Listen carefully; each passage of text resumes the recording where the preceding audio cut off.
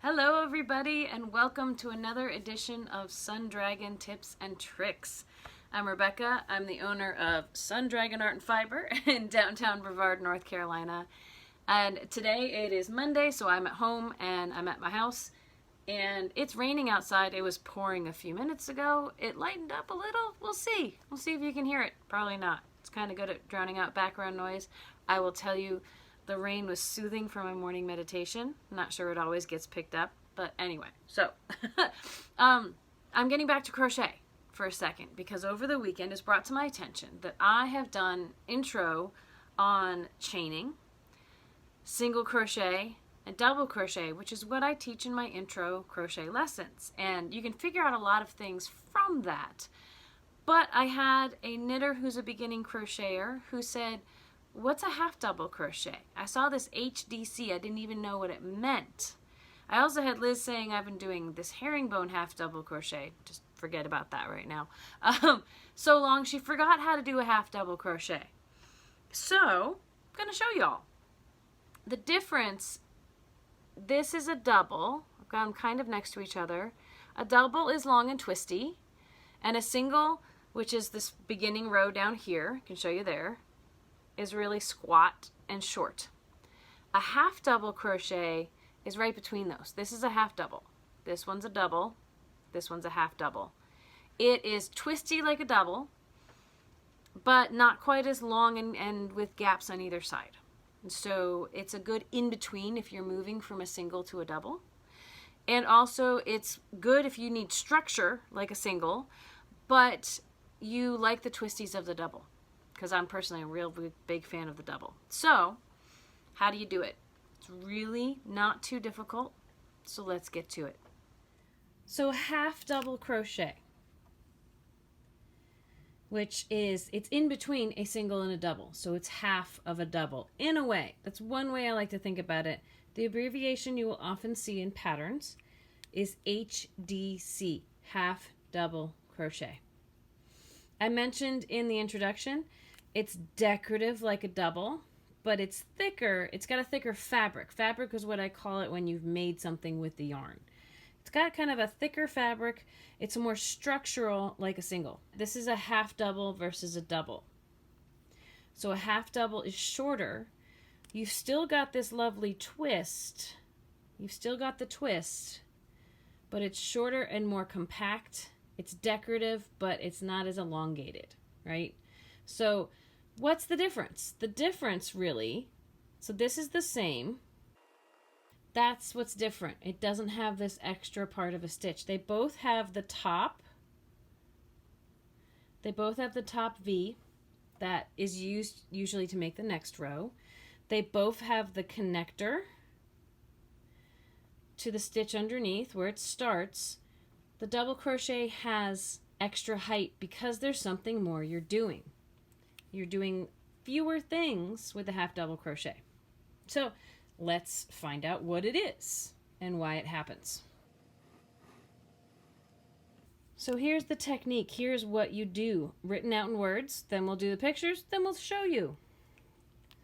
So you start with the yarn over just like a double. So the beginning of it is exactly like a double.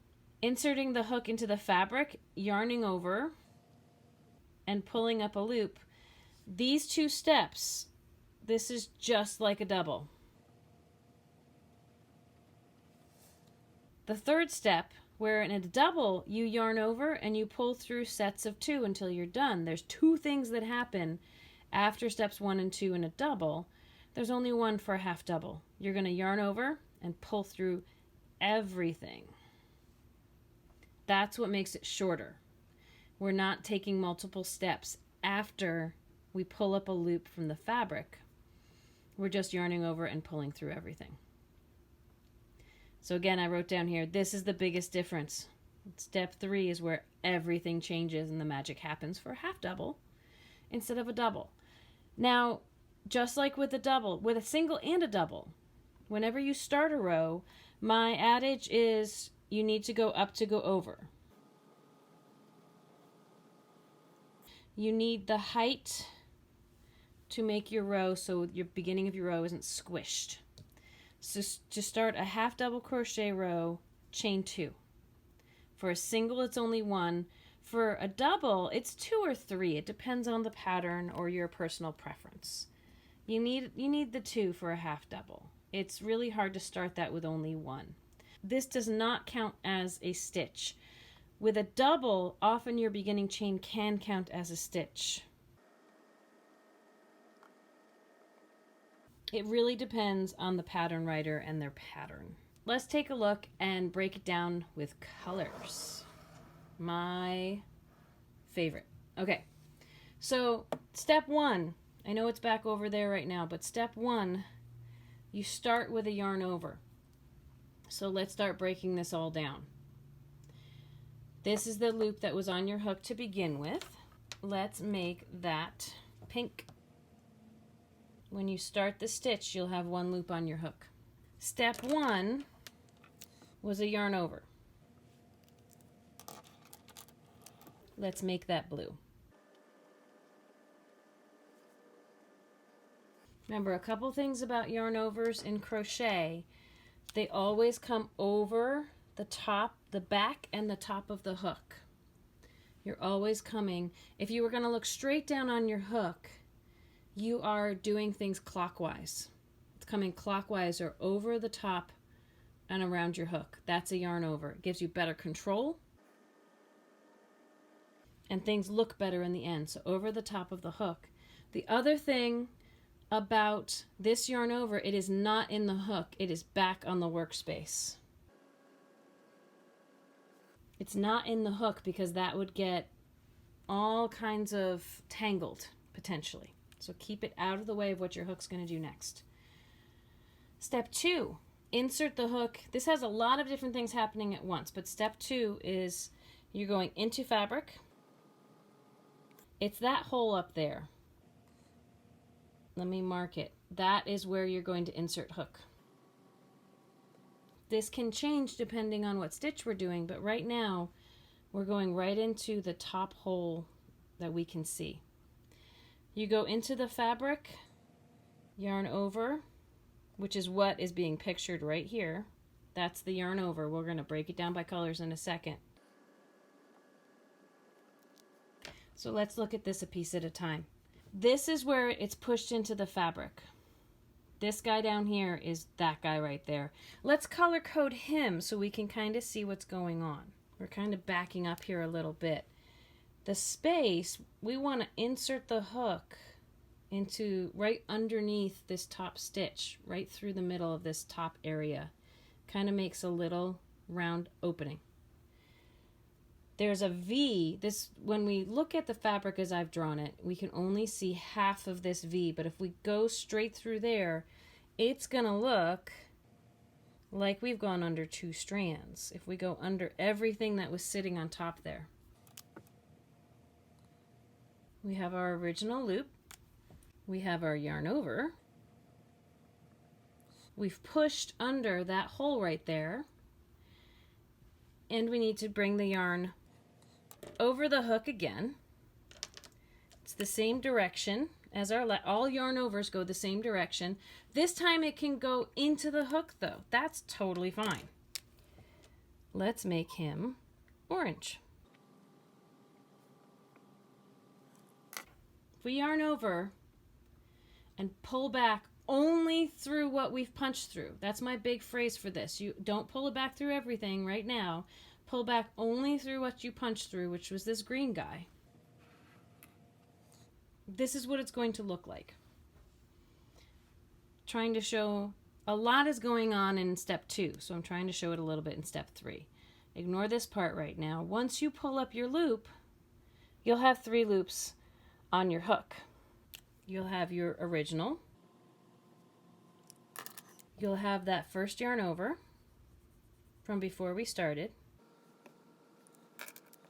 And you'll have the loop that you just pulled up. 3 loops on the hook. Now with a double, yarn over and go through 2 sets. I call it sets of 2 until you're done. This is different. This is different. You're going to yarn over and pull through everything. So the yarn over is drawn right here. Let's make them purple.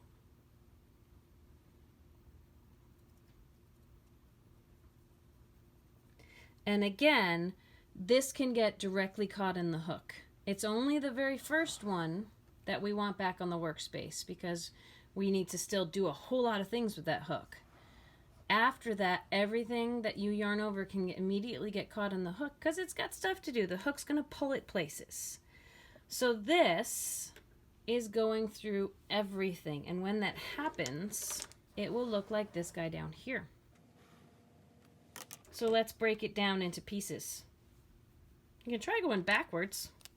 What you pull through everything is going to be the purple guy that ends up on your hook, attached to that working yarn that's coming through all this gobbledygook. And it's actually going to be stacked in the same direction it is on the hook right now. So the very top loop here of your twisty is the original loop before you started. The second thing down that makes a nice little angled twist is your yarn over. And this guy at the bottom is what was pulled up from going into the stitch below. It's what attaches your stitch to the row below. So there is your entire stitch. Now one thing I didn't do up here, I'm going to go back as we review all of this, is make arrows also for the motion of what the hook is doing. So remember, let's review this one more time before we start doing it with real yarn. One loop on your hook, yarn over, keep it back in the workspace. That's the spot we're going into. Here is when we've punched through and yarned over. And pulling up the loop means taking this orange guy and only pulling back through what you punched through. That's only the green. It will look like this when you've pulled up that loop. Now this next yarn over for a half double crochet is going to go under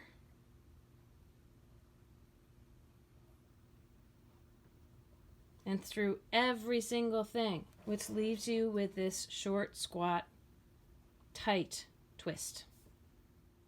So here's my little sample. I just did a row of singles into my beginning chain.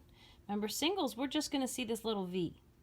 A double, we're going to have a little itty bitty squat twist above the V. So let's turn it around to go in our new direction.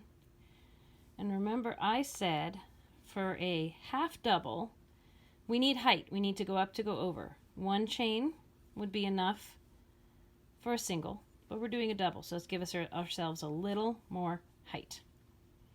So we're going to start just like a double, yarn over. Now this is the first hole under a V, but this is the first hole I want to go into. So I kept that yarn over back up on my workspace. I can even hold it with my finger if I need to. Doesn't matter how you're holding the hook. I'm going to push in.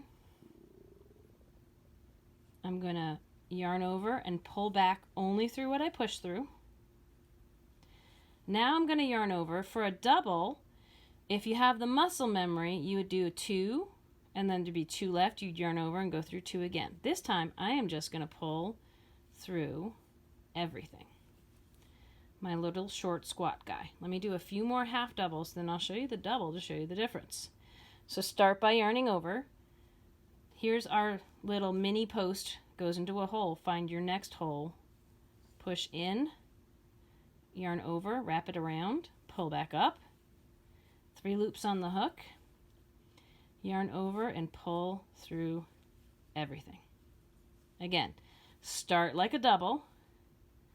If you can't figure out where to go, find where you went last, follow it down, move to the next one. Push in, wrap over, pull up only through what you push through, yarn over and go through everything. Wiggle if you have to, but sometimes the wiggling will catch other strands. Yarn over, into the hole under the V, yarn over and pull up a loop, yarn over and pull through everything. You can see the difference in height. It's a little higher than the row underneath, but let me show you if I did an actual double, how it would look different. So start with that yarn over, push in, yarn over, and pull up a loop. Now remember, double, you do sets of 2. Yarn over, go through 2, yarn over, go through 2. Keep going until there's only 1 loop left. Now let's take a look.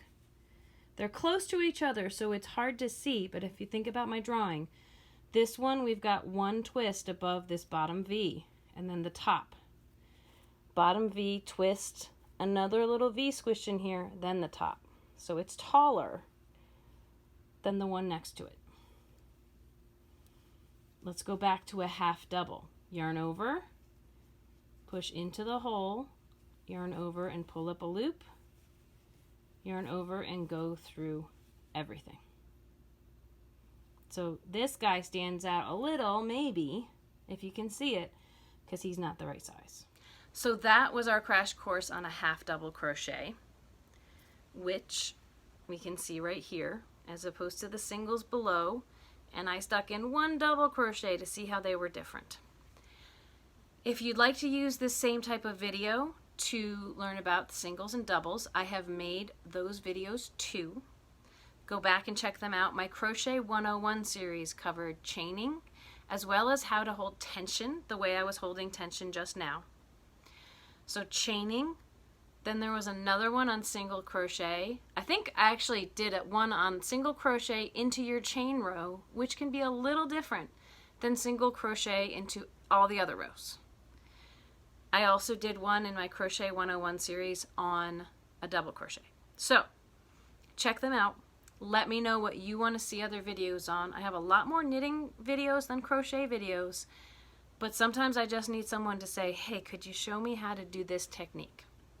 Some things won't work well in video, but if you let me know what you want to see, I will give you my feedback and I'll try to make a video on it. So I hope that you've enjoyed this. If you haven't subscribed already, please subscribe or at least hit like.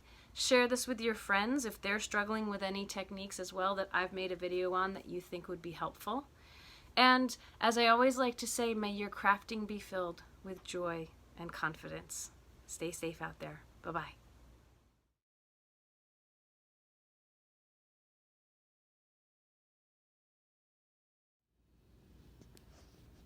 Did I wake you up? Oh.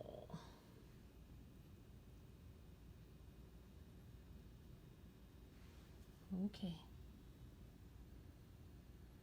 Rainy day is a sleepy day. Or not.